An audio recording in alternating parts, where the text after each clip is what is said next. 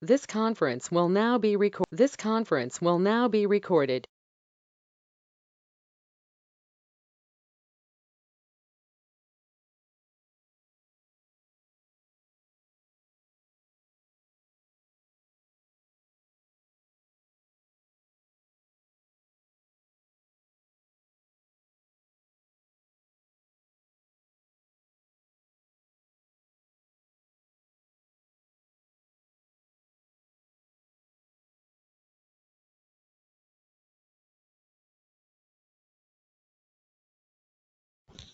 Hello. So let us just start with this quick round of introductions. So Samir or Sanju, can we just have a quick introduction of the education background and how did we come across SAP ABAP? Uh, Anyone can start. okay, Samir, I'll let Samir talk about himself. Okay, that's fine. So I am working in software testing as a test automation, and I am working in Salesforce project.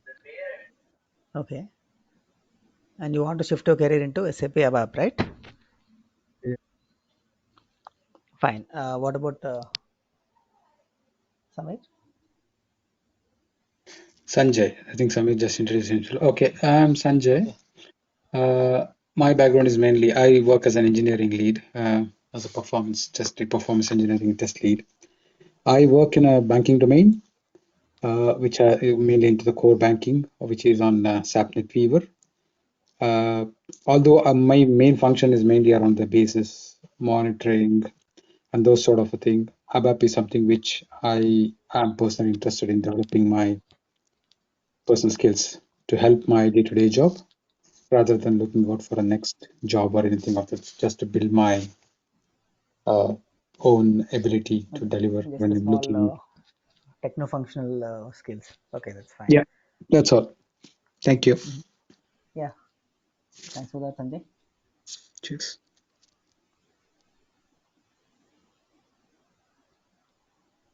What about others?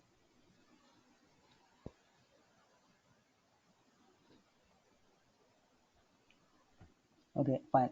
So let me just share my screen. So this demo is about like introduction of SAP ABAP and how it started. Just let me know if you are able to see the screen. Yeah, we can see the screen. That's right. Fine. My name is Krishna and I have nearly 10 years experience in SAP ABAP and I have worked on the below technologies like ABAP, WebDyn Pro, Workflow, Adobe Forms, APIs like OData, with which I have good experience on workflow and OData because from the past few years we have been working on workflow projects and also OData. And recently I also do UFI applications. Okay, but this is not my main strength. My main strength is Core Web and HANA. So I think Sanjay already knows what SAP and everything is, but for others, SAP ABAP is a bit of an alien technology only because SAP is a ERP. It's not an Android application or some social media application. These are basically ERPs. And for anyone who does not know ERP, let me just split this down to E, R, and then P. So, enterprise. E is enterprise, and we all know what an enterprise is, right? Enterprise are any big companies. Coca Cola, Patanjali, Colgate, all these are enterprises. Resource is something which I categorize into four main M's, which is what is the main resource we need when we want to start any enterprise or which is required to run any enterprise. What is that main resource? It starts with M. Any guess? Manpower. Money. Mm. And then we need materials. We also need materials, right? Like I have money, I have material. Manpower is needed, and then probably machinery as well to run anything. Machinery is also one kind of a resource, right? and then the last M is marketing. So these are the five main M's which we consider as resources when it comes to ERP. And I think this is all pretty straightforward, because without all these things we cannot proceed. And then the thread which ties everything up is planning.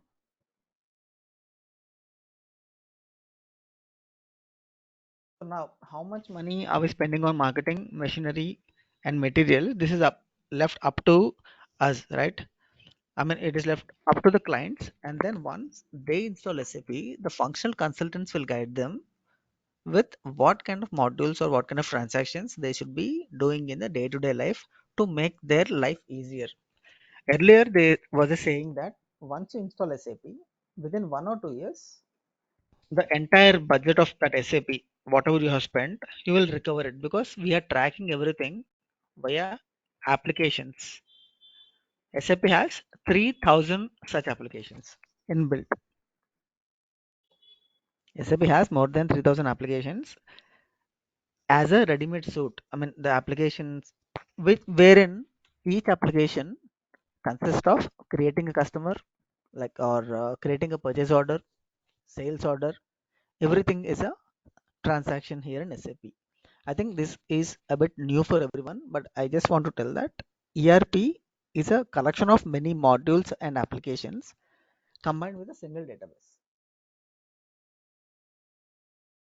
This is what I want to stress. Okay, it has a single database which updates in real time, so that whenever there is a change in any one of the module or in application, the other persons will be able to see the change in real time.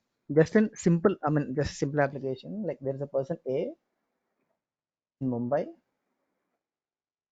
and there is someone B in Telangana, and using an application of Redbus is booking a ticket. Okay, let us assume that the ticket number is 32. Now, B also wants the same ticket, but person A has already purchased. Okay, so will this guy will be able to purchase the same ticket? No, right? Because the instance is same, and these two tickets are connected to a via a single server. Correct? Now, SAP is a collection of 88 modules, or we can say that there are more than 88 modules, everything connected by a single database, wherein the database can be anything, and the latest database which SAP is pushing everyone is SAP HANA. We will come to HANA as well, but for now there are 88 plus modules which are more or less like, for example, if Redbus is an application, okay, and then Book My Show, there will be applications like these, many applications collectively we call that an ERP, and SAP is a leading market in that zone. Is this clear until now here what an ERP is? So when we purchase an ERP, we have predefined database tables and predefined applications to create customer, vendor, material, etc. Like, for example, earlier there used to be a transaction called XP01 to create a customer. Now what they did, they have made it easy for everyone to create a customer or vendor using transaction called BP. Okay, now to create a customer, earlier end client used to do some operations, and that is streamlined in this new releases. So that's how SAP is making the lives of us easier, and also the functional consultant will be more comfortable in getting into ABAP as well, because till many years what was the state was, ABAPer used to code in ABAP, and then functional guys used to do only I mean, they used to deal only with the function modules. But now there is something called full stack development. Now, how many of you already are into full stack? I mean, how many of you know what a full stack is? He's someone who does backend and front end applications, right? A full stack consultant is someone who does backend and front end applications. So this is new in Java and other programming languages. They were full stack developers, but for SAP, this is a bit new, because recently only we got into this front end applications called UI5 theory.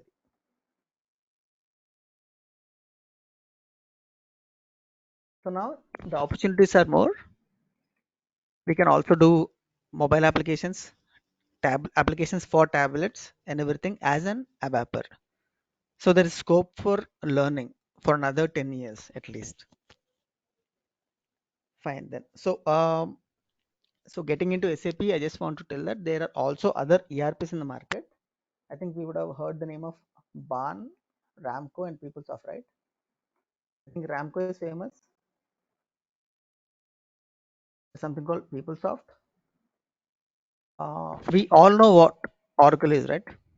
We all have heard of the company Oracle. It also has an ERP, and then we have our own ERP, which has a greater market share.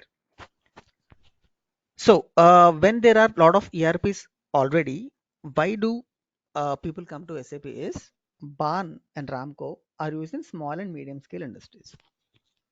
They have limited modules. The scope is limited. So this is for small scale. Ramco is also for small scale industries. So coming to PeopleSoft and Oracle, as far as I know, PeopleSoft is good in HR and Oracle is good in finance modules.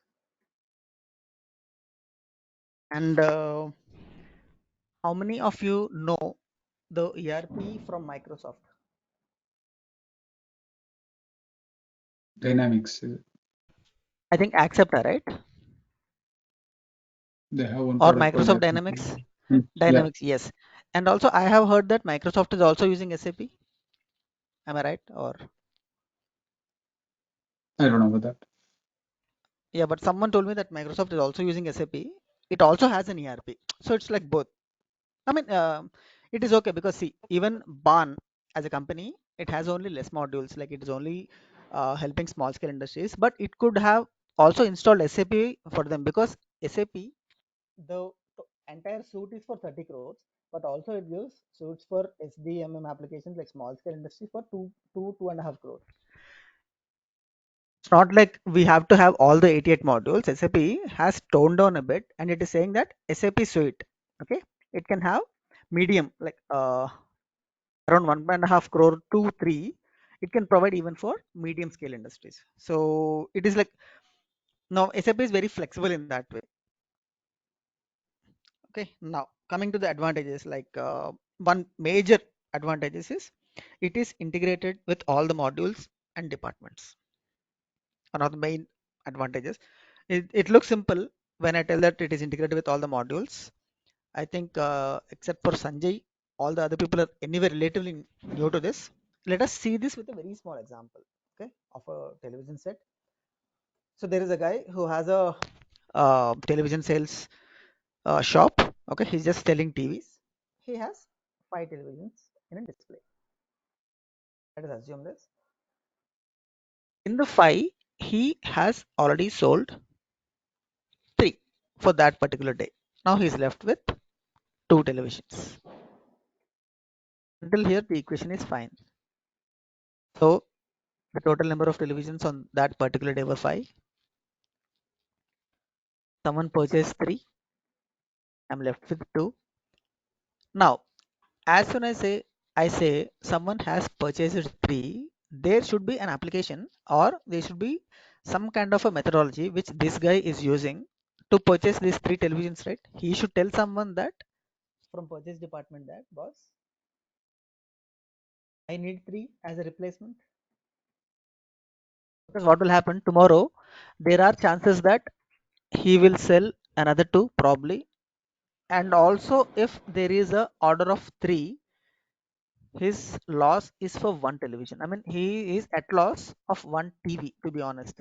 Okay, so had if he had already had a mechanism where whenever he's selling something, he can inform a purchase guy, so that this purchase guy in return will call the finance guy and then ask for money, saying that, sir, this is what it is. Okay, number of televisions sold on that particular day are 3, and they are selling each TV for probably 10,000.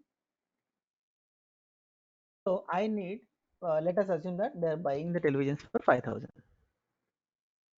So the profit is 5k per TV, And now to replace this purchase guy needs 15,000, and then he needs the approval of finance people. So this is a simple simulation where it has many layers if you see, because if you dig deep into it, it also has sales guy, it has purchase people. So sales is done, purchase, finance, and also this would be on rent, and the shop would be burning electricity to run. Sales, purchase, rent, service made. And then what could be another transaction which the owner is doing? Probably he will pay for transport as well, right? Because the televisions has to come from somewhere else to here. Possible, right? So he also has transport. So after selling all the televisions, if he subtracts this, he will get some amount which is called profit, and any business will run with the only motto of profits unless it is an NGO, right? Now, when I tell the SAP is tightly integrated, it is also integrated not only with purchases and sales, it is also integrated with the people who are involved in the organization, like this guy, sales guy. Okay, salesperson, he will have a family, he will have org details, he will have allowances and country dependencies. He will also have all the details, right? Now these details in SAP are calling as HR, and if you go advanced, we will call them as SF. Success factors. Have anyone heard of the term success factors in SAP? Success factors was another company, but SAP has acquired it, just like Adobe. SAP did not acquire Adobe, but it is in partnership with Adobe. Similarly, SFSF is now a part of SAP, which is for HR module. Sales, for sales we have SD. Basis we anyway have Sanjay with us. PP, production planning, QM, TM for transport management. And then there are many other modules, and the main duty of any SAP ABAP consultant is to help business and also the functional consultants with their requirements. Now, what could be the requirement of these functional consultants? Anyone? So what will they do? Like, what will they ask us?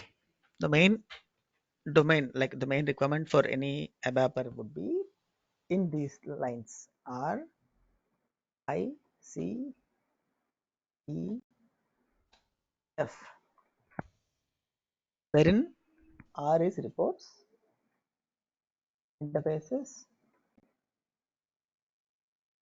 conversions,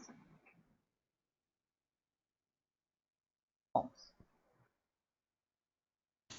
Uh, is it clear until now? Or do anyone have any doubts? Like, why do we, what do we do as an ABAP consultant? Because we are not considered as a module, right? So what do we do and all? Fine, then shall I proceed to reports then?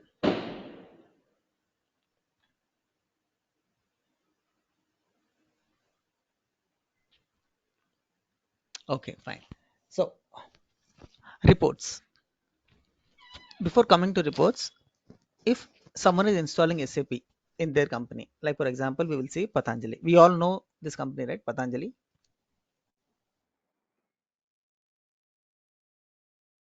Right? Or shall we go to another example, Colgate? We know this company, right?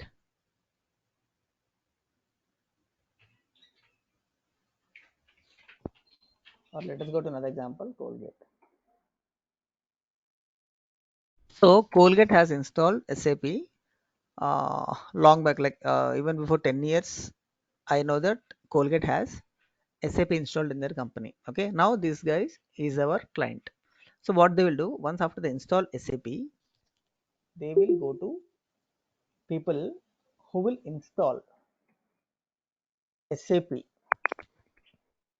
Okay, so these are the vendors who have the license. Okay, now these people are Capgemini, Wipro, TCS, and other big giants. They will have the licenses and they will install SAP. Once they install everything, and then probably after implementation, then comes the phase called support or AMS, which you call it. So there are like two phases.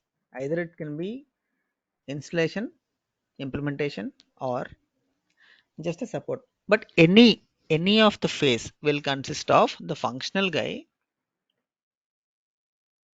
will meet the client or the end user and ask him what kind of business they are into, how do they manage, how do they procure goods, what is the transport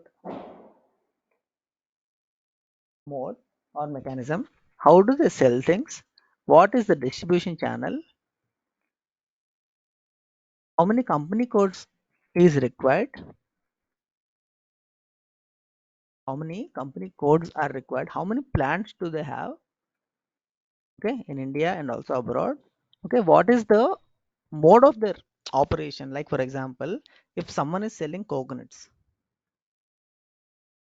abroad, okay, so the shelf life of coconut would be 90 days, correct? So how do they manage, how do they transport coconuts from one place, like for example India to Australia? So the mode would be initially there will be trucks,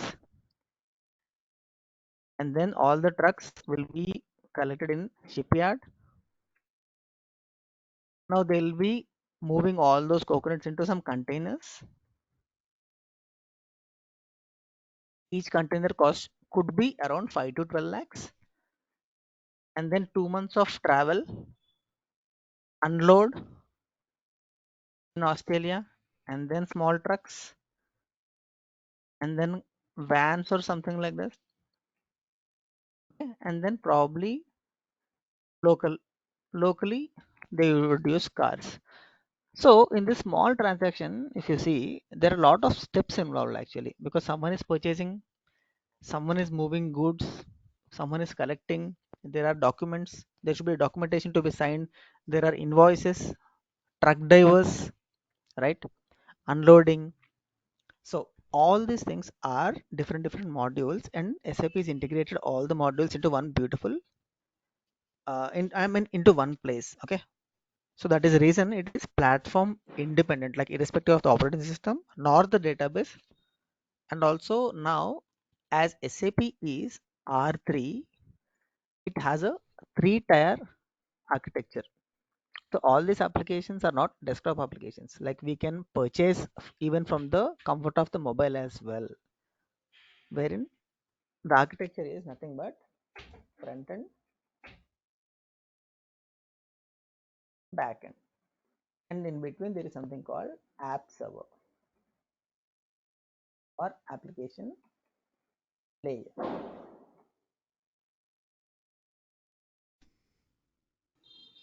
So the architecture of SAP is we have presentation server, application server, and database server. Application server or layer, we can call it, and then database server. This is with the architecture of SAP. Now coming to reports, as I told you, there are already database tables which are readily available. Now this data is a bit clumsy, right? Now what if I have written all the points in bullet points in a Word document? That would be clear, right? Similarly, a report is nothing but fetching the data from the database and then showing it as an output in a presentable manner is nothing but a report. Let me just repeat the same thing. Report is nothing but he is the user. Now he wants details of how many materials are sold in the last 3 months. Okay, how many materials are sold in the last 3 months? So he will just query. Okay, he will just execute a report, and then as an developer we have to write a program which will fetch the data from the database. Okay, the query goes to the database and then fetches the result, and here there will be server. Okay, an application server or application layer where we write the business logic, like if the material has been already sold, do not display. If the material is already sold within 3 months, display. More than 3 months, don't display. So we write a small logic here and then we will show the result here itself in a presentable manner. Those are called reports. In other words, like based on the given input, we fetch the data from the database and display it in a predefined format. And in SAP, we have 3 types of reports here. One is classic reports, one is interactive reports, and the other one is ALV reports.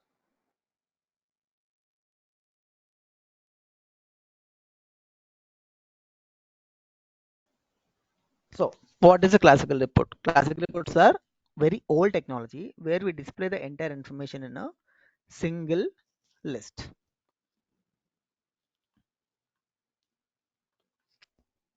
So we have classic report here. All the data is displayed in a single list in a classic report. Nothing else. You fetch the data from the database, show it in a simple list. Now, coming to interactive. In interactive, what will happen is displaying the summarized information in a basic list and then the detailed information in the next list. So what I mean with that is there will be basic list displayed first. Now let us consider this is a basic list where we have all the summaries like year 1. So it's been 5 years I have started a company and then I want to see how much where was the okay, I want to see the report based on the sales in each state. Okay, now state 1, state 2, state 3, state 4. Let us see all the state details here, like material 1 state 1, material 1 state 2, material 3 state 3. I have all the summarized data. Now if I double click on this report, it will open another window with a detailed list. Okay, now this will have states. No, now this will contain state 1 and also districts, district 1, district 2, district 3. Now I can still drill down this report to further reports. Okay, and go and so on, so that I can go to specific details like which day, what did I sell, and in which place. Okay, this is with the interactive report. And one good thing about interactive report is, as the name suggests, we can interact with the report. Like we can click on a specific cell or specific row and then it opens up a different pop-up where we can consume the data, we can download the data, or we can still go further that details. Okay, like we can go to specific details. For everything we read the queries. Okay, so this will cover at the time of interactive reports. Coming to the third type of report, which is called as the ALV report, which we are doing currently. Like most of the people are using ALV and also OOPS ALVs. Fundamental funda of any ALV report is they are predefined functionalities like colors, borders, lines, shades, and everything. See, we have something called colors, borders, lines, and shades. These are all the properties in Excel, right? We usually see all these borders and everything in Excel. Similarly, in ALV also, we have all the options to color some cells, have some borders, lines we can do, and also we can put shades. We can download the data easily to Excel very easily. Okay, and also we can do updation of database directly from the report itself. ALVs are basically an advanced versions of just classical and interactive reports. There are basically two types of ALVs. One is a grid display and one is list display. So this is regarding the, okay, I think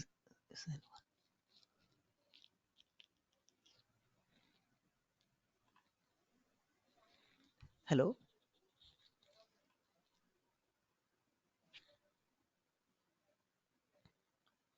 Hello.